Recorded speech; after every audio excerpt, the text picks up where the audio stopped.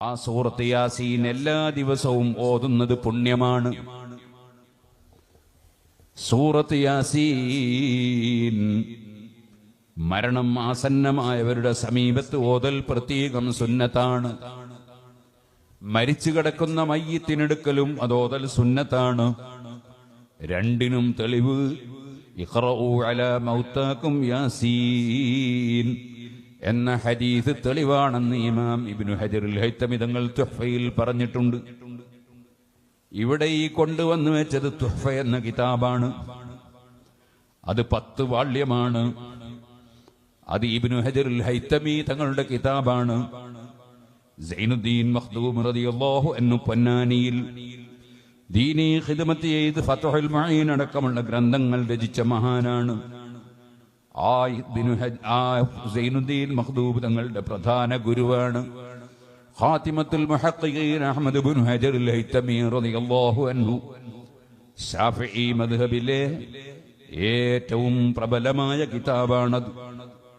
ആ ഗ്രന്ഥത്തിൽ ഇമാം ഇബ്നു ഹജറുൽ ഹൈതമി തങ്ങൾ മരണം ആസന്നമായവരുടെ സമീപത്തും മരിച്ച മയ്യിത്തിന്റെ സമീപത്തുമെല്ലാം ഖുർആൻ ഓതാൻ വേണ്ടി പറഞ്ഞിട്ടുണ്ട്. അതിൽ യാസീൻ സൂറത്ത് പ്രത്യേകം പറഞ്ഞിട്ടുണ്ട്. എല്ലാവരും ഇങ്ങോട്ടും കണ്ണിൽ മരുന്നിട്ടിച്ചു കൊടുക്കുമ്പോൾ കണ്ണ് തുറന്ന് പിടിച്ചു കൊടുക്കണം, അല്ലെങ്കിൽ മൂക്കിന്റെ മുകളിലാവും, കണ്ണിലാവില്ല.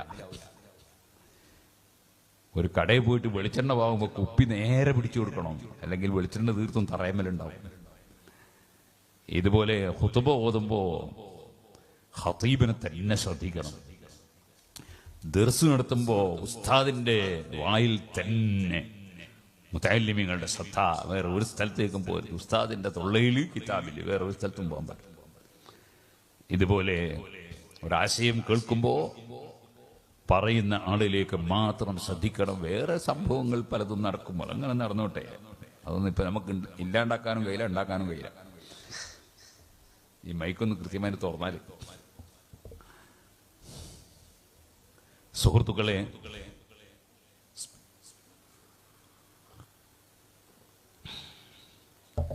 എല്ലാ ദിവസവും രാത്രിയിൽ മഗ്രിബിന്റെ ശേഷം ഉറങ്ങുന്നതിന് മുമ്പ് പ്രത്യേകം ഓതൽ സുന്നത്തുള്ള സൂറത്താണ് സൂറത്തു തബാറക്കല്ലദീ ബിയദിഹിൽ മുൽക്ക്, സൂറത്തുൽ മുൽക്ക്. അതിന് വേറെയും ഒരുപാട് പേരുകളുണ്ട്. ആ 2 സൂറത്തുകളിൽ സൂറത്ത് യാസീനിന്റെ അവസാനം, സൂറത്തുൽ മുൽക്കിന്റെ തുടക്കം, രണ്ടും അല്ലാഹുവിന്റെ അധികാരത്തെക്കുറിച്ചാണ് പറയുന്നത്. തബാറക്കല്ലദീ ബിയദിഹിൽ മുൽക്ക്, അല്ലാഹുവിന് മാത്രമാണ് അധികാരം, വേറെ ആർക്കും ഇവിടെ ഒരു അധികാരവുമില്ല. ആർക്കെങ്കിലും വല്ല അധികാരങ്ങളും ഉണ്ടെങ്കിൽ അതെല്ലാം റബ്ബ് കൊടുക്കുന്നത് മാത്രമാണ്. ഖുലില്ലാഹുമ്മ മാലിക്കൽ മുൽകി തൂതിൽ മുൽക മൻ തശാഅ വതൻസിഉൽ മുൽക മിമ്മൻ തശാഅ വതുഇസ്സു മൻ തശാഅ വതുദില്ലു മൻ തശാഅ ബിയദികൽ ഖൈർ. എല്ലാ നന്മകളും അല്ലാഹുവിങ്കലാണ്, എല്ലാ അധികാരവും റബ്ബിന് മാത്രമാണ്. ഞാൻ എൻ്റെ കുട്ടിക്കാലത്ത് പ്രസംഗിക്കുമ്പോ താടി മുളച്ചിരുന്നില്ല. കുറച്ചു കഴിഞ്ഞപ്പോൾ താടി മുളച്ചപ്പോൾ ആ താടി മുഴുവനും കറുത്തതായിരുന്നു. ഇപ്പോഴതെല്ലാം വെളുത്തു. പക്ഷേ എന്നോട് സമ്മതം ചോദിച്ചിട്ടല്ലല്ലോ എന്റെ താടിരോമം മുളച്ചതും എന്റെ താടിരോമത്തിന്റെ കളർ മാറിയതും. എന്റെ അനുമതി വാങ്ങിയിട്ടല്ല. കാരണം എന്റെ താടിയിലോ എന്റെ ശരീരത്തിലോ എനിക്കധികാരമില്ല. അധികാരമുള്ളവൻ അവന്റെ അധികാരം നടപ്പാക്കുകയാണ്. അതിനെ ആർക്കും ചോദ്യം ചെയ്യാൻ കഴിയില്ല. ഏത് അമേരിക്കയുടെ പ്രസിഡന്റായാലും, ഏത് ചൈനയുടെ പ്രധാനമന്ത്രിയായാലും, ഏത് രാഷ്ട്രത്തിന്റെ അധിപനായാലും അവനവന്റെ ശരീരത്തിൽ ഒരു രാഷ്ട്രത്തലവനും അധികാരമില്ല. അവന്റെ കരളിന് ക്യാൻസർ വരുമ്പോ, അവന്റെ ഹാർട്ട് ഫെയിലാകുമ്പോ, അവന്റെ കിഡ്നിക്ക് കേട് വരുമ്പോ, അവന്റെ ക്രിയാറ്റിൻ കൂടുമ്പോ, അവന്റെ ബ്രെയിനിന് പ്രശ്നം വരുമ്പോ, അവന്റെ പ്രഷർ വർദ്ധിക്കുമ്പോ, അവന്റെ പ്രഷറാകുമ്പോ, അവിടെയൊന്നും അവനോട് സമ്മതം ചോദിച്ചിട്ടല്ലല്ലോ അവന്റെ ജീവിതത്തിൽ, അവന്റെ ശരീരത്തിൽ പ്രവർത്തനം നടക്കുന്നത്. ആ പ്രവർത്തനം നടത്തുന്നവനാരാണ്? അതവനല്ലെന്നുറപ്പാണ്. ഇനിയോ ലോകത്ത് എത്ര വലിയ ശാസ്ത്രജ്ഞനാണെങ്കിലും ശരി, ആ ശാസ്ത്രത്തിന്റെയും കഥ ഇത് തന്നെയല്ലേ? അവൻ അധികാരമുണ്ടോ? ഇനി നിങ്ങൾ നോക്കൂ, അവൻ ജനിച്ചതെപ്പോഴാണ്? ഞാൻ ജനിച്ചത്, എനിക്ക് നല്ല താല്പര്യമുണ്ടായിരുന്നു തിങ്കളാഴ്ച ജനിക്കണമെന്ന്. പക്ഷേ ഞാൻ ജനിച്ചത് തിങ്കളാഴ്ച ആയില്ല. എന്തേ കാരണം? ജനിക്കേണ്ട ദിവസം തീരുമാനിക്കാൻ എനിക്ക് അധികാരമില്ല. ഇനിയോ സുബ്ഹാനല്ലാഹ്, ഒരു ദിവസം ഒരാൾ വന്ന് എന്നോട് പറഞ്ഞു, സിറാജുൽ ഹുദയിലേക്ക് ഞാൻ എൻ്റെ സ്വത്ത് മുഴുവനും തരികയാണ്. ഞാൻ അദ്ദേഹത്തോട് പറഞ്ഞു, ഇങ്ങനെ തീർത്തും കൊടുക്കണ്ട, കുറച്ചവിടെ വെക്കണം. അവസാനം അദ്ദേഹം നിർബന്ധിച്ചു, എന്നിട്ടും ഞാൻ വകവെച്ചു കൊടുത്തില്ല. വീടും 10 സെന്റ് സ്ഥലവും അവിടെ വെച്ചു. ബാക്കി അദ്ദേഹത്തിന് കൊത്തിന് കൊടുക്കാൻ സൗകര്യം ചെയ്തു. അദ്ദേഹം പറഞ്ഞു, എനിക്ക് ഉംറക്ക് പോകാൻ 1,00,000 ഉറുപ്പിക വേണം, അത് ഞാൻ കൊടുത്തു. അദ്ദേഹം പറഞ്ഞു, ഞാൻ ഉംറക്ക് പോയാൽ അവിടുന്ന് മരിക്കണം. ഞാൻ പറഞ്ഞു, അത് എന്റെയോ നിങ്ങളുടെയോ അധികാരത്തിലല്ല. എവിടെ വെച്ച് മരിക്കണമെന്നത് തീരുമാനിക്കുന്നവൻ ഞാനല്ല, നിങ്ങളല്ല. എപ്പോൾ മരിക്കണമെന്ന് തീരുമാനിക്കുന്നവൻ ഞാനല്ല, നിങ്ങളല്ല. അത് റബ്ബ് തീരുമാനിച്ച സ്ഥലത്ത് വെച്ച് അവൻ തീരുമാനിച്ച സമയത്ത് മരിക്കും. ഒരാൾ ഉദ്ദേശിച്ചത് കൊണ്ട് മരിച്ചോളണം എന്നില്ല. അദ്ദേഹം ഉംറക്ക് പോയി സുഖസുന്ദരമായി തിരിച്ചു വന്നു. ദിവസം കുറെ കഴിഞ്ഞു, അല്ലെങ്കിൽ മാസം കുറെ കഴിഞ്ഞു, അദ്ദേഹം മരിച്ചുപോയി. അദ്ദേഹത്തിന്റെ പേര് അബ്ദുറഹ്മാൻ മുസ്ലിയാർ എന്നാണ്. അല്ലാഹു അദ്ദേഹത്തിന് ഖബറിൽ സന്തോഷം നൽകട്ടെ.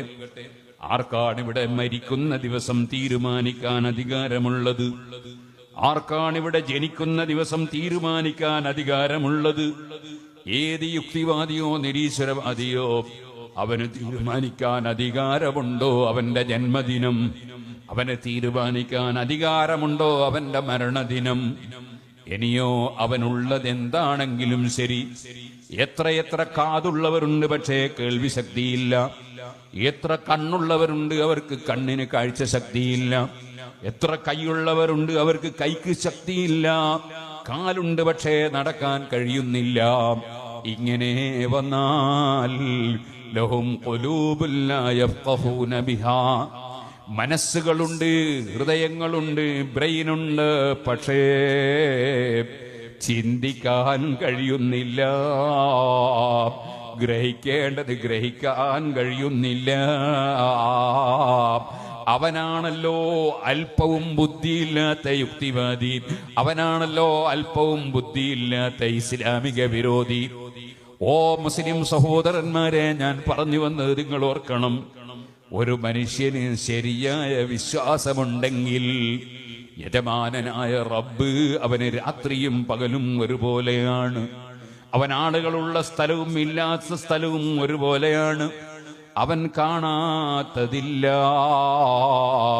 അവൻ കേൾക്കാത്തതില്ല. സമീഉം ബസീർ.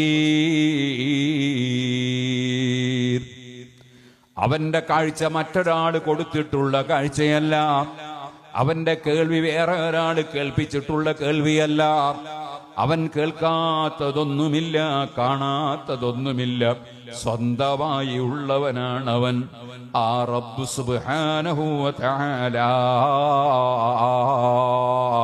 ഖിയാമുഹു ബിന്നഫ്സി വഹ്ദാനിയ മുനസ്സഹുൻ ഔസാഫു സനിയ. ആ യജമാനനായ റബ്ബ് എന്റെ രഹസ്യവും പരസ്യവും ഒരുപോലെ കാണുന്നു, കേൾക്കുന്നു. ആ യജമാനനായ റബ്ബ് അവനല്ലാതെ കൊടുക്കുന്നവനില്ല, തടയുന്നവനില്ല. അവൻ ഉദ്ദേശിക്കാത്തത് ഒരാൾക്കും നേടാൻ കഴിയൂല. അവൻ ഉദ്ദേശിച്ചതോ ആർക്കും നഷ്ടപ്പെട്ടു പോകൂല. ഞാനതിപ്പോൾ വിശദീകരിക്കേണ്ടതില്ല, എല്ലാവർക്കും അറിയാമല്ലോ. ഫറോവ ചക്രവർത്തി എന്ന് പറയുന്ന ഫിർഔൻ, ആ ഫിർഔൻ ഒരു തീരുമാനമെടുത്തു, ചെറിയ പിഞ്ചുമക്കളെ മുഴുവനും കൊന്നുകളയണം. എന്തിനാണത്? അവന്റെ അധികാരം നിലനിൽക്കാൻ അത് ആവശ്യമാണെന്നവന് തോന്നി. കാരണം ഒരു കുട്ടിയുടെ ജന്മം അവന്റെ നാശത്തിന് കാരണമാകുമെന്നാരോ പറഞ്ഞു. അവന്റെ ഒരു വിഡ്ഢിത്തം നോക്കൂ നിങ്ങൾ. അവൻ ഒരുപാട് ചെറിയ പിഞ്ചുമക്കളെ കൊന്നു. സുബ്ഹാനല്ലാഹ്. പക്ഷേ അവന്റെ നാശത്തിന് കാരണമാകുന്ന കുട്ടിയെ അല്ലാഹു ജല്ല ജലാലുഹു, അത് മൂസാ നബി അലൈഹിസ്സലാമാകുന്ന കുട്ടിയാണ്. ആ കുട്ടിയെ അല്ലാഹു അവന്റെ കൊട്ടാരത്തിൽ അവന്റെ കൺമുമ്പിൽ പ്രസവിച്ച അടുത്ത സമയം തന്നെ എത്തിച്ചു. ആ കുട്ടിയെ കൊല്ലാൻ അവന് തോന്നിയില്ല. ആ കുട്ടിയെ പോറ്റാനാണ് അവന് തോന്നിയത്. ആരാണിവിടെ? മനുഷ്യന്റെ ഉദ്ദേശങ്ങൾ നിയന്ത്രിക്കുന്നവൻ ആരാണ്? വമാ തശാഊന ഇല്ലാ അൻ യശാ അല്ലാഹ്. നിങ്ങൾ ആരെന്തുദ്ദേശിക്കണമെങ്കിലും അല്ലാഹു ഉദ്ദേശിക്കണം. അല്ലാഹു ഉദ്ദേശിക്കാതെ ഒരു കാര്യം ഉദ്ദേശിക്കാൻ പോലും ആർക്കും കഴിയില്ല. ഫറോവ ചക്രവർത്തിക്ക് തോന്നിയത് കുട്ടിയെ പോറ്റണമെന്നാണ്.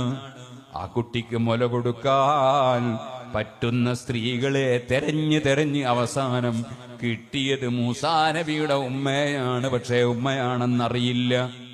മൂസാ നബി അലൈഹിസ്സലാമിന്റെ ഉമ്മയോട് മുല കൊടുക്കാൻ ഫിർഔൻ ആവശ്യപ്പെടുന്നു. അതിന് നല്ല സംഖ്യ ആ ഉമ്മക്ക് കൂലിയും കൊടുക്കുന്നു.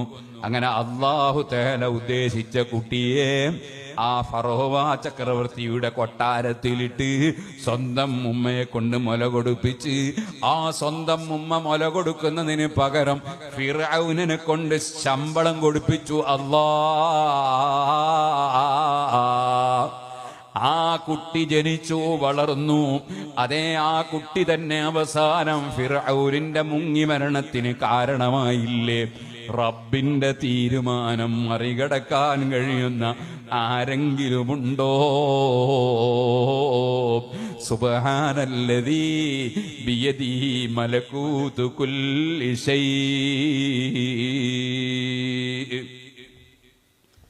എല്ലാം നിയന്ത്രിക്കുന്ന, എല്ലാവരെയും നിയന്ത്രിക്കുന്ന ഏറ്റവും മഹാനായ രാജാവ് അല്ലാഹ്. സുബ്ഹാനല്ലാഹ്. അഹ്മദ് ഇബ്നു ഖദർവി റളിയല്ലാഹു അൻഹു എന്റെ വീട്ടിൽ കള്ളം കയറി. ഒട്ടാകെ തെരഞ്ഞു നോക്കി, വല്ലതും കിട്ടുമെന്നൊന്നുമില്ല. ഇത് ഈ മഹാനവറുകൾ കിടക്കുന്ന സ്ഥലത്ത് നിന്ന് കാണുന്നുണ്ട്. ഒന്നും പറഞ്ഞില്ല. ഒന്നും കിട്ടാതെ നിരാശനായി മടങ്ങിപ്പോവാണ്. അപ്പോ അഹ്മദ് ഇബ്നു ഖദർവി റളിയല്ലാഹു അൻഹു കള്ളനെ വിളിച്ചു. സുഹൃത്തെ, പോലാന്ന്, ഒന്നും കിട്ടിയില്ലല്ലേ? എന്റെ വീട്ടിലോളം വന്നിട്ട് നിങ്ങൾ ഒന്നും കിട്ടാതെ മടങ്ങിപ്പോകുന്നില്ല. എനിക്ക് വിഷമുണ്ട്. അതുകൊണ്ട് നിങ്ങൾ പോകല്ല. അവിടെ കിണറുണ്ട്. അവിടുന്ന് കുറച്ച് വെള്ളം കോരിയിട്ട് ഒതുവെടുത്തിട്ട് നന്നായിട്ട് നിസ്കരിക്കും. രാത്രി നേരം വെളുക്കോളൂ നിസ്കരിക്കും. നാളെ നേരം വെളുത്തിട്ട് അല്ലാഹു തആല എനിക്ക് എന്തെങ്കിലും തന്നിട്ടുണ്ടെങ്കിൽ ഞാൻ തരും. നിങ്ങൾ എന്റെ വീട്ടിൽ വന്ന് വെറുതെ മടങ്ങിപ്പോകുന്നതിന് വിഷമുണ്ട്. അല്ലാഹുവിൽ ലയിച്ച മഹാന്മാർ, അവരുടെ മനസ്സ് എത്ര ലോലമാണ്, എത്ര ലോലമാണ് അവരുടെ മനസ്സ്. അപ്പൊ ഇദ്ദേഹത്തിന് തോന്നി, എന്നാ അയാൾ പറഞ്ഞ പോലെ ചെയ്യാൻ പറ്റി. ഓതുകൊടുത്ത് നിസ്കാരം തുടങ്ങി. നേരം വെളുക്കുന്നവരെ നിസ്കരിച്ചു. നേരം വെളുത്ത് കുറച്ച് കഴിഞ്ഞപ്പോ ഒരാൾ വന്നു. 100 സ്വർണ്ണ നാണയം ബഹുമാനപ്പെട്ട അഹ്മദ് ഇബ്നു ഖദർവി റളിയല്ലാഹു അൻഹുവിന് ഹദിയ കൊടുത്തു. ഉടനെ തന്നെ കള്ളനെ വിളിച്ചു. മോനെ, ഇതാ 100 ദിനാർ കിട്ടി. ബിസ്മില്ലാഹിർ റഹ്മാനിർ റഹീം, നീ കൊണ്ടുപോയിക്കോ. അപ്പൊ ഈ കള്ളന് തോന്നി, നല്ല പരിപാടി. ഒരു ദിവസം ഞാൻ നിസ്കരിച്ചപ്പോ ഇത്രയും കിട്ടിയെങ്കിൽ ഇനി ഇങ്ങോട്ട് എപ്പോഴും നിസ്കരിച്ചൂടെ? ഒരു ഉപദേശം ഞാൻ ഒരു മഹാന്റത് കേട്ടപ്പോ എനിക്ക് ഇത്രയും വലിയ ഫലം കിട്ടിയെങ്കിൽ പിന്നെ എനിക്ക് ഈ മഹാന്റെ ഉപദേശം തന്നെ ഇനി അങ്ങോട്ട് എപ്പോഴും സ്വീകരിച്ചൂടെ? ഓ അഹ്മദ് ഇബ്നു ഖദർവി തങ്ങളെ, എന്റെ ജീവിതം ക്രമീകരിക്കാൻ ആവശ്യമായ ഉപദേശം വേണം, നിർദ്ദേശം വേണം. ഇനി ഞാൻ നിങ്ങളുടെ ശിഷ്യത്വം സ്വീകരിച്ച് ജീവിക്കാനാണ് എന്റെ തീരുമാനം. ആ കള്ളൻ തൗബ ചെയ്തു. നന്നായിപ്പോയി. ദഅവത്ത് നടത്തുന്ന മഹാന്മാർ, അല്ലാഹുവിന്റെ ഔലിയാക്കൾ, ആരിഫീങ്ങൾ, അവർ അല്ലാഹുവിലേക്ക് ജനങ്ങളെ ക്ഷണിക്കുന്നത് അവരുടെ സ്വഭാവം വിശേഷണത്തിലൂടെയാണ്, സ്വഭാവ നന്മയിലൂടെയാണ്. അവർക്ക് ദുന്യാവിന് വിലയില്ല, അവരുടെ വില ആഖിറത്തിനാണ്, പടച്ചവന്റെ പൊരുത്തത്തിനാണ്. കാരണം അതിനല്ലേ നിലനിൽപ്പുള്ളൂ. ഈ ലോകത്തിന് നിലനിൽപ്പില്ലല്ലോ. ഇവിടെ ഒരാൾക്ക് അല്ലാഹു നിശ്ചയിച്ചത് എന്തായാലും ലഭിക്കും, നിശ്ചയിക്കാത്തത് ലഭിക്കൂല. മാ അസാബ മിൻ മുസീബത്തിൻ ഫിൽ അർളി വലാ ഫീ അൻഫുസികും ഇല്ലാ ഫീ കിതാബിൻ മിൻ ഖബ്ലി അൻ നബ്റഅഹാ ഇന്ന ദാലിക അലല്ലാഹി യസീർ. ഭൂമിയിൽ എന്ത് നടക്കുന്നുണ്ടെങ്കിലും, നിങ്ങളെ ശരീരത്തിൽ എന്ത് നടക്കുന്നുണ്ടെങ്കിലും, ആർക്കെന്ത് രോഗം വരുന്നുണ്ടെങ്കിലും, ആര് മരിക്കുന്നുണ്ടെങ്കിലും ജനിക്കുന്നുണ്ടെങ്കിലും, ഭൂമിയിൽ ഇവിടെ എന്തെന്ത് നടക്കുന്നുണ്ടെങ്കിലും, ഇല്ലാ ഫീ കിതാബിൻ മിൻ ഖബ്ലി അൻ നബ്റഅഹാ, അത് നടപ്പാക്കുന്നതിന് മുമ്പ് മുഴുവനും നമ്മൾ രേഖപ്പെടുത്തി വെച്ചിട്ടുണ്ട്. ആ രേഖപ്പെടുത്തി വെച്ചതല്ലാതെ ഇവിടെ ഒന്നും നടക്കുന്നില്ല. അത് റബ്ബിന് വളരെ സിമ്പിളാണ്, എല്ലാം റിക്കാർഡാണ്. ആ റബ്ബ് എന്തിനാണിത് നമ്മളെ പഠിപ്പിച്ചത്? അല്ലാ تنسوا على ما فاتكم ولا تفرحوا بما آتاكم. നിങ്ങൾക്ക് എന്ത് നഷ്ടപ്പെട്ടാലും ടെൻഷൻ അടിക്കണ്ട, ഏത് രോഗം വന്നാലും ടെൻഷൻ അടിക്കണ്ട, ആര് മരിച്ചാലും ടെൻഷൻ അടിക്കണ്ട, ഏത് കച്ചവടം പൊളിഞ്ഞാലും ടെൻഷൻ വേണ്ട, എന്തു തന്നെ കിട്ടിയാലും അഹങ്കരിക്കണ്ട, പുളകം കൊള്ളണ്ട. അതെല്ലാം യജമാനൻ നേരത്തെ തീരുമാനിച്ച് റിക്കാർഡാക്കിയ കാര്യങ്ങൾ അപ്പോൾ നടപ്പാക്കുകയാണ്. എനിക്കും നിനക്കും ഒരധികാരവുമില്ല. ബിയദിഹി മലകൂതു കുല്ലി ശൈഇ, സർവ അധികാരവും അല്ലാഹുവിന് മാത്രമാണ്. ആ റബ്ബ് സുബ്ഹാനഹു വ തആല ഞാനൊരു മനുഷ്യന്റേത് കട്ടെടുക്കുമ്പോൾ അത് റബ്ബ് കാണുന്നുണ്ടല്ലോ, അറിയുന്നുണ്ടല്ലോ. ആ ഒരു ചിന്ത ഖൽബിലുള്ള ഒരു മനുഷ്യന് കളവ് നടത്താൻ കഴിയുമോ? അവനാരും അറിയാതെ, സ്വന്തം ഭാര്യ അറിയാതെ, ഭാര്യയുടെ പിതാവും അളിയനും അറിയാതെ, അതേ സ്വന്തം മക്കൾ അറിയാതെ, സ്വന്തം ബാപ്പ ഉമ്മ അറിയാതെ വേറൊരു പെണ്ണുമായി ചാറ്റ് ചെയ്യാൻ കഴിയുമോ? മറ്റൊരു സ്ത്രീയുമായി തെറ്റായ ബന്ധം പുലർത്താൻ കഴിയുമോ? ഇതുപോലെ വേറെ ഒരു പുരുഷനുമായി ടെലിഫോൺ ചെയ്ത് അതേ തെറ്റായ രൂപത്തിൽ സംസാരിക്കാൻ കഴിയുമോ? അല്ലാഹുവിൽ ഉറച്ച വിശ്വാസമുള്ളവർക്ക് റബ്ബ് കാണാത്തതില്ലല്ലോ, അവൻ കേൾക്കാത്തതില്ലല്ലോ, അവൻ അറിയാത്തതില്ലല്ലോ എന്ന വിശ്വാസമല്ലേ അവനെ നിയന്ത്രിക്കുന്നത്. ഇതുപോലെ അതാ സ്വന്തം ഒന്നായി ബിസിനസ് നടത്തുമ്പോ വേറെ ഒരാളെ ചതിച്ചുകൊണ്ട്, മുതലാളിയെ ചതിച്ചുകൊണ്ട് തൊഴിലാളിക്ക് വല്ലതും കീശയിൽ എടുക്കാൻ കഴിയുമോ? ഏതെങ്കിലും ഒരു തൊഴിലാളിയുടെ വേതനം കൊടുക്കാതെ സ്വന്തത്തിലുള്ള സമ്പാദ്യത്തിലേക്ക് ചേർത്ത് വെക്കാൻ കഴിയുമോ? വല്ലപ്പോഴും അതാ ഒന്നിച്ച് ബിസിനസ് നടത്തിക്കൊണ്ടിരിക്കുന്നതിനിടയിൽ സ്വന്തം കഫീലിനെ തെറ്റിദ്ധരിപ്പിച്ച് മറ്റൊരുത്തന് ഷെയറുള്ള ബിസിനസ്, അത് ആ ഷെയറുകാരൻ അവന്റെ അവകാശം കൊടുക്കാതെ സ്വന്തം പേരിലാക്കി മാറ്റിയിട്ട് അവന്റെ സ്വന്തം സ്വത്താക്കി മാറ്റാൻ യജമാനനായ റബ്ബിൽ ഉറച്ച വിശ്വാസമുള്ളവന് ധൈര്യം വരുമോ? ഏത് തെറ്റുകൾ ചെയ്യുന്നതും യഥാർത്ഥത്തിൽ ഈമാനിന് ശക്തിയില്ലാത്തത് കൊണ്ടല്ലേ. ഈമാനിന് ശക്തിയുള്ളവന് തെറ്റുകൾ ചെയ്യാൻ കഴിയുമോ? ആ ഈമാനിന് എത്രത്തോളം ശക്തി കൂടുതലുണ്ടോ അത്രത്തോളം മനുഷ്യൻ തെറ്റുകളിൽ നിന്ന് മാറി ജീവിക്കും, തെറ്റുകൾ വരുന്നതിനെ സൂക്ഷിക്കും. സുബ്ഹാനല്ലാഹ്, നിങ്ങൾ കണ്ടില്ലേ ബഹുമാനപ്പെട്ട ഇമാം അബൂ ഹനീഫ റളിയല്ലാഹു അൻഹുവിന്റെ ദർസിലേക്ക് ഒരു മുതഅല്ലിം വന്നു. മുഹമ്മദ് ഇബ്നുൽ ഹസൻ എന്നാണ് പേര്. റളിയല്ലാഹു അൻഹു പിൽക്കാലത്ത് വലിയ പണ്ഡിതനാണ്. ഇമാം ശാഫിഈ റളിയല്ലാഹു അൻഹുവിന്റെ കൂടെ ചർച്ചയിൽ പങ്കെടുത്ത മഹാനാണ്. ആ മുഹമ്മദ് ഇബ്നുൽ ഹസൻ തങ്ങൾ പക്ഷേ ദർസിൽ വരുമ്പോ താടിയും മീശയും മുളക്കാത്ത ഭംഗിയുള്ള ഒരു കുട്ടിയാണ്. അബൂ ഹനീഫ തങ്ങൾ ചിന്തിച്ചു, ഈ കുട്ടിയുടെ കൈപിടിച്ച് മുസാഫഹത്ത് ചെയ്യൽ ഹറാമാണല്ലോ. പലപ്പോഴും നമ്മൾ ചിന്തിക്കൂല, താടിയും മീശയും മുളക്കാത്ത ഭംഗിയുള്ള ആൺകുട്ടികളെ കൈപിടിച്ച് മുസാഫഹത്ത് ചെയ്യൽ ഹറാമാണ്.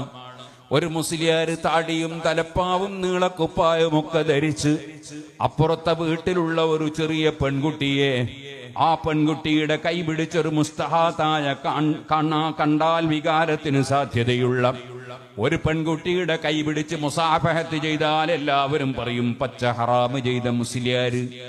എന്നാ ഞാൻ പറയട്ടെ, അതുപോലെ തന്നെ ഹറാമല്ലയോ താടിയും മീശയും മുളക്കാത്ത ഭംഗിയുള്ള ആൺകുട്ടികളെ കൈപിടിച്ച് മുസാഫഹത്ത് ചെയ്യലും ഹറാമല്ലയോ? അത് ഫത്ഹുൽ മുഈനിലില്ലയോ? ഈ തുഹ്ഫയിലില്ലയോ? സർവ്വ കിതാബുകളിലുമില്ലയോ? എന്തേ ജനങ്ങൾ അതിനെ സംബന്ധിച്ച് വില വെക്കാത്തത്? ആ ഹറാമ് ചെയ്യുമ്പോഴും അള്ളാഹു കാണുന്നില്ലയോ? ഏത് ഹറാമ് ചെയ്യുമ്പോഴും അള്ളാഹുവിനെ ഭയപ്പെടുന്നവന് ധൈര്യം വരൂല, അവൻ അതിൽ നിന്ന് മാറി നിൽക്കാൻ ശ്രമിക്കും. അങ്ങനെ കൈപിടിച്ച് മുസാഫഹത്ത് ചെയ്യുന്നില്ല അബൂ ഹനീഫ റളിയല്ലാഹു അൻഹു സ്വന്തം ശിഷ്യനാണ്. എന്നാൽ അത് പോരാ, പിന്നെയോ അതിന്റെയും അപ്പുറത്തൊരു കാര്യമുണ്ടല്ലോ. അത് വലിയ ഈമാനും തഖ്വയുമുള്ളവർക്ക് കിട്ടുന്ന സമ്മാനമാണ്. അത് വറഅോടുകൂടിയുള്ള ജീവിതമാണ്, സൂക്ഷ്മതയോടുകൂടിയുള്ള ജീവിതമാണ്. അതൊന്ന് വേറെയാണ്. അതാണല്ലോ ശരിയായ തഖ്വ. ഇമാം അബൂ ഹനീഫ തങ്ങൾ ഒരു ദിവസം അവിടുത്തെ തുണിയിലേക്ക് അല്പം ചളി തെറിച്ചുപോയി. അതിൽ നജസുണ്ടോ ഇല്ലേ എന്നൊന്നും അറിയില്ല. അത് കഴുകാൻ വേണ്ടി ടൈഗ്രീസ് നദിയിലേക്ക് ഇറങ്ങി വളരെ ബുദ്ധിമുട്ടി കഴുകുന്നത് കണ്ടപ്പോൾ ഒരാൾ പറഞ്ഞു, ഓ ഇമാമവറുകളെ, നിങ്ങളെ മദ്ഹബനുസരിച്ച് അതാ വസ്ത്രത്തിന്റെ 4/1 നജസായാൽ അതിന് വിട്ടുവീഴ്ചയുണ്ടെന്നല്ലേ? പിന്നെ നിങ്ങൾ എന്തിനിത്ര പ്രയാസപ്പെട്ട് ഈ ചളി കഴുകാൻ പോകണം? മഹാനവറുകൾ പറഞ്ഞു, അതേ ദാലിക മിനൽ ഫത്വാ വഹാദാ മിനത്ത് തഖ്വാ. അത് കർമ്മശാസ്ത്ര നിയമം പറയുമ്പോൾ തെളിവിന്റെ അടിസ്ഥാനത്തിൽ എനിക്ക് മനസ്സിലായതനുസരിച്ചുള്ള ഫത്വയാണ് പറഞ്ഞത്. ഹാദാ മിനത്ത് തഖ്വാ, ഇത് തഖ്വയിൽ പെട്ടതാണ്. തഖ്വ എന്ന് പറഞ്ഞാൽ അതേ സംശയമുള്ളതും കൂടി ഒഴിവാക്കിക്കൊണ്ടുള്ള ജീവിതമാണ്. ആ തഖ്വയാണ് ഞാൻ ഇത്രയും പ്രയാസപ്പെട്ട് കഴുകുന്നത്. ആ നിലയ്ക്ക് തഖ്വയിൽ വലിയ പാരമ്യതയിലെത്തിയ മഹാനായ ഇമാം അബൂ ഹനീഫ തങ്ങളെ തീരുമാനം, പഠിപ്പിക്കുന്ന കുട്ടി ഭംഗിയുള്ള ആൺകുട്ടിയാണെങ്കിൽ ആവശ്യത്തിന് കാണുന്നതിന് വിരോധമില്ലെന്നാണ് ഫിഖഹിന്റെ നിയമമെങ്കിലും ഞാൻ ആ ചെറുപ്പക്കാരനായ കുട്ടിയെ കാണാതെ ദർസ് നടത്തണമെന്ന് ചിന്തിച്ചു, തീരുമാനിച്ചു. മോനെ, നീ തൂണിന്റെ അപ്പുറത്തിരുന്ന് എന്റെ ക്ലാസ് കേൾക്കണം. മഹാനായ മുഹമ്മദ് ഇബ്നുൽ ഹസൻ റളിയല്ലാഹു അൻഹു എന്ന ചെറിയ കുട്ടി പ്രായത്തിൽ ആ ചെറുപ്പക്കാരൻ തൂണിന്റെ അപ്പുറത്തിരുന്ന് ദർസ് കേട്ടു. കാലം കുറെ കഴിഞ്ഞതിന് ശേഷം അബൂ ഹനീഫ തങ്ങൾക്ക് അതാ കുറെ ചീർപ്പുകൾ ഹദിയ ലഭിച്ചു. ആ ചീർപ്പ് മുഴുവനും മുതഅല്ലിമീങ്ങൾക്ക് വിതരണം ചെയ്യുകയാണ്, മുതിർന്ന മുതഅല്ലിമീങ്ങൾ. കാരണം താടിവാരൽ സുന്നത്താണ്, അതേ മുടിവാരൽ സുന്നത്താണ്. അതുപോലെ കണ്ണാടി നോക്കൽ നബി തങ്ങളെ പതിവാണ്. വൃത്തിയോടെയല്ലേ മനുഷ്യൻ ജീവിക്കേണ്ടത്? നല്ല വസ്ത്രമല്ലേ ധരിക്കേണ്ടത്? അതേ വൃത്തിയോടെയല്ലേ ജീവിക്കേണ്ടത്? മൻ താബ റീഹുഹു സാദ അഖ്ലുഹു മൻ നദഫ സൗബുഹു ഖല്ല ഹമ്മുഹു. ഇമാം ശാഫിഈ റളിയല്ലാഹു അൻഹു പറഞ്ഞില്ലേ, അതാ നല്ല നീറ്റുള്ള വസ്ത്രം ധരിച്ചാൽ ടെൻഷൻ കുറയും, നല്ല വാസനയുണ്ടായാൽ ബുദ്ധി വർദ്ധിക്കും. അപ്പൊ മനുഷ്യൻ ഈങ്ങിച്ചടച്ചല്ല ജീവിക്കേണ്ടത്, അതുപോലെ നാറുന്ന വിധത്തിലല്ല ജീവിക്കേണ്ടത്. നമ്മുടെ പരിസരങ്ങൾ വൃത്തിയുള്ളതാകണം, വീട്ടിന്റെ പരിസരം വൃത്തിയുള്ളതാകണം, പള്ളിയുടെ പരിസരം വൃത്തിയുള്ളതാകണം, മൂത്രപ്പരകൾ വൃത്തിയുള്ളതാകണം, നമ്മൾ കിടക്കുന്ന സ്ഥലം വൃത്തിയുള്ളതാകണം. അത് ഈമാനുള്ളവൻ ചിന്തിക്കേണ്ട അവന്റെ നടപടിക്രമങ്ങളിൽ പെട്ടതാണ്. ഇമാം അബൂ ഹനീഫ റളിയല്ലാഹു അൻഹു കിട്ടിയ ചീർപ്പുകളൊക്കെ ഹദിയ കൊടുക്കുന്നതിനിടയിൽ എല്ലാവർക്കും കൊടുത്തു, മുഹമ്മദ് ഇബ്നുൽ ഹസൻ എന്ന കുട്ടിക്ക് കൊടുത്തില്ല. ഉസ്താദേ മുഹമ്മദിന് കിട്ടിയിട്ടില്ല.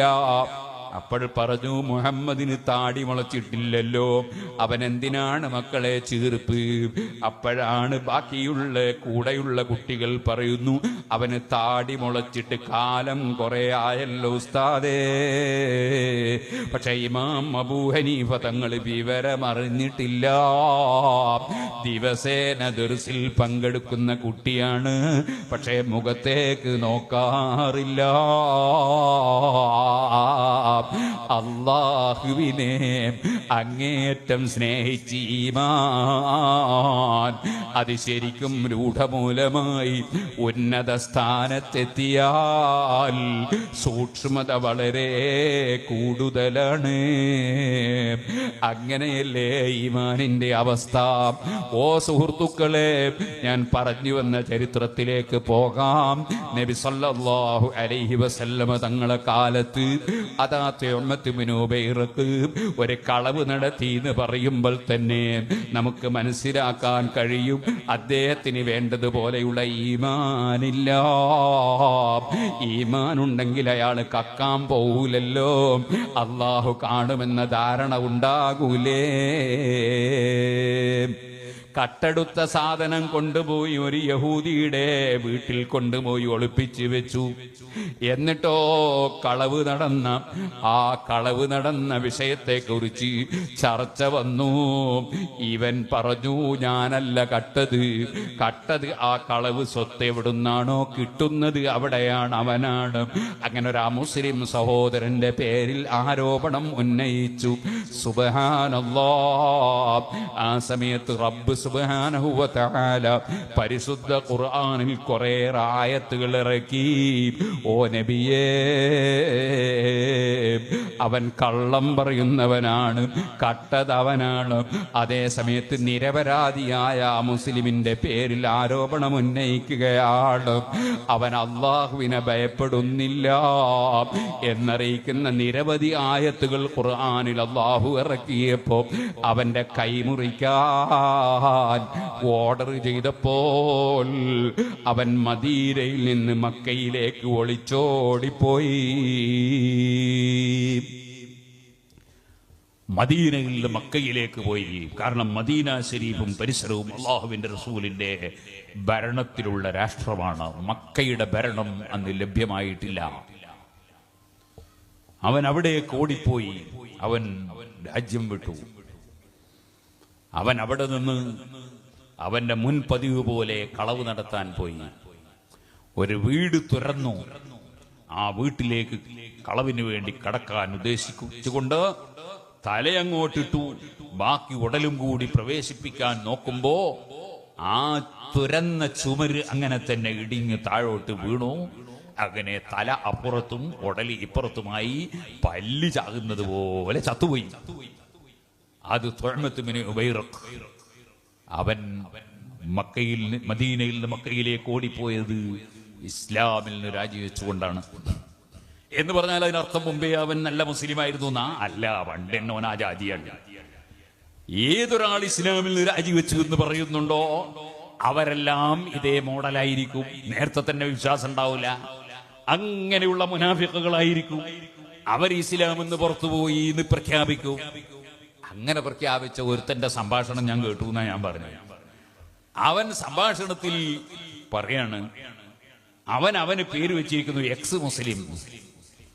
അപ്പൊ ഏതോ ഒരാൾ പറഞ്ഞു, ഒരു നല്ല സാധനം ചീത്തയാൽ ആദ്യത്തെ പേര് പിന്നുണ്ടോ കൂട്ടിപ്പറയല്? കാരണം നമ്മൾ നല്ല ബിരിയാണി കഴിച്ചു, പിറ്റേന്ന് നേരം വെളുത്തപ്പോ പിന്നെ നമ്മൾ ടോയ്ലറ്റിൽ പോയി ബിരിയാണിക്ക് പിന്നെ പേരെന്താ, എക്സ് ബിരിയാണി അല്ലല്ലോ, പിന്നെ അതിന്റെ പേര് നജസിന്റെ പേരല്ലേ. അതുപോലൊരു നല്ല സാധനം ചീത്തയായാൽ പിന്നെ ആദ്യത്തെ നല്ല സാധനത്തിന്റെ പേരുണ്ടോ പിന്നെ പറയല് എന്നൊരു സാധാരണക്കാരൻ ചോദിച്ചു. അപ്പൊ ഇവൻ പറയാണ് അതങ്ങനെ തന്നെയാണ്. ഒരു സാധനം വെടക്കാണ് മനസ്സിലായിട്ട് കൈയൊഴിച്ചിക്ക് പോന്നാൽ പിന്നെയും പേര് പറയുമ്പോ അതിനോട് കൂട്ടിച്ചേർത്ത് പറയും. എന്നിട്ട് അവൻ തന്നെ അവന്റെ നാവുകൊണ്ട് പറയാണ്. ഏതുപോലെ അവൻ പറയാണ്, മുമ്പൊരുത്തൻ കള്ളുകുടിയനായിരുന്നു, കള്ള് വളരെ മോശമാണെന്ന് മനസ്സിലാക്കി, മദ്യപാനം മോശമാണെന്ന് മനസ്സിലാക്കി, അത് ഒഴിവാക്കി വന്നാൽ പിന്നെ അവനെ പറ്റി മുൻ മദ്യപാനി എന്നാ പറയാന്ന്. സുബ്ഹാനല്ലാഹ്, നിങ്ങളൊന്ന് ആലോചിച്ചു അവന്റെ ഒരു ബുദ്ധി. ഒരുത്തൻ കള്ളുകൂടി വളരെ മോശമാണെന്ന് മനസ്സിലാക്കി കള്ളുകൂടി നിർത്തി തോപ ചെയ്തിങ്ങ് പോന്ന പിന്നെ അവൻ അവന്റെ അഡ്രസ് എഴുതുമ്പോ വേറെ ആർക്കും പറഞ്ഞു വരും, അവൻ അവന്റെ അഡ്രസ് എഴുതുവൻ മുൻ മദ്യപാനി ഇന്ന ആൾ എഴുതുന്നു എന്ന് എഴുതുവോ? അതുപോലെ തന്നെ കളവ് നടത്തി പരിചയപ്പെട്ട ഒരാൾ കളവ് നിർത്തി എന്നായാൽ മുൻ കള്ളൻ എന്ന് അവന്റെ അഡ്രസ്സിൽ അവൻ എഴുതുവോ? അതുപോലെ മുൻ തെമ്മാടിത്തം ചെയ്തവൻ പിന്നീട് അഡ്രസ് എഴുതുമ്പോ എഴുതുവോ? എഴുതൂല. ഏത് ബുദ്ധിക്കാ മനസ്സിലാകാത്തത്? പക്ഷേ ഇസ്ലാം എന്ന് രാജിവെച്ചു എന്ന് പറയുന്ന കക്ഷികൾ ആരെങ്കിലും ഉണ്ടെങ്കിൽ അവരെല്ലാം ലോകത്ത് ഏറ്റവും ബുദ്ധിഹീനന്മാരായിരിക്കും എന്നതിന് ഒരു ചെറിയ സാമ്പിള് മാത്രം പറഞ്ഞതാണ് ഞാനിത്. ബുദ്ധിയുള്ളവനോ ഇന്ന ഫീ ഖൽഖിസ് സമാവാതി വൽ അർളി വഖ്തിലാഫിൽ ലൈലി വന്നഹാരി ലആയാതിൽ ലിഉലിൽ അൽബാബ് الذين يذكرون الله قياما وقعودا وعلى جنوبهم ويتفكرون في خلق السماوات والأرض ربنا ما خلقت هذا باطلا سبحانك. ലോകത്തെ സംബന്ധിച്ച് ആര് ചിന്തിക്കാൻ ഒരുങ്ങിയാലും, ലോകത്തുള്ള ഏത് കാര്യം ചിന്തിച്ചാലും, അവനവന്റെ സ്വന്തം ശരീരത്തെ കുറിച്ച് ആലോചിച്ചാലും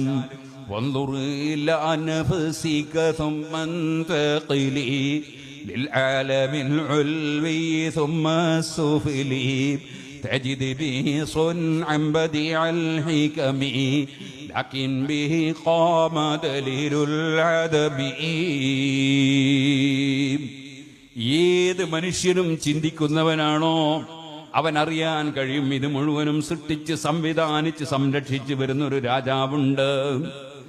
ആ റബ്ബ് സുബ്ഹാനഹു വ തആല അവനെ നിഷേധിക്കാൻ ബുദ്ധിയുള്ളവന് കഴിയൂല. അതുകൊണ്ടാണല്ലോ ബഹുഭൂരിപക്ഷം ശാസ്ത്രജ്ഞന്മാരും ദൈവവിശ്വാസികളാണ്, ബഹുഭൂരിപക്ഷം വരുന്ന ജനങ്ങളും ദൈവവിശ്വാസികളാണ്. പടച്ചവരില്ലെന്ന് പറയാൻ അവർക്കൊന്നും കഴിയുന്നില്ല. കാരണം എന്തുകൊണ്ട്? ബുദ്ധി നേർക്ക് നേരെ ഉള്ളവരാണോ ലോകത്തിന്റെ സൃഷ്ടാവിനെ അറിയാതെ നിർവാഹമില്ല. അഥവാ അറിയേണ്ടതുപോലെ അറിയാൻ ഭാഗ്യം ലഭിച്ചില്ലെങ്കിലും ലോകത്തിനൊരു സൃഷ്ടാവുണ്ടെന്നറിയാതെ നിർവാഹമില്ല. ആ ലോക സൃഷ്ടാവായ റബ്ബ് അവനല്ലേ എല്ലാം തന്നവൻ. സുബ്ഹാന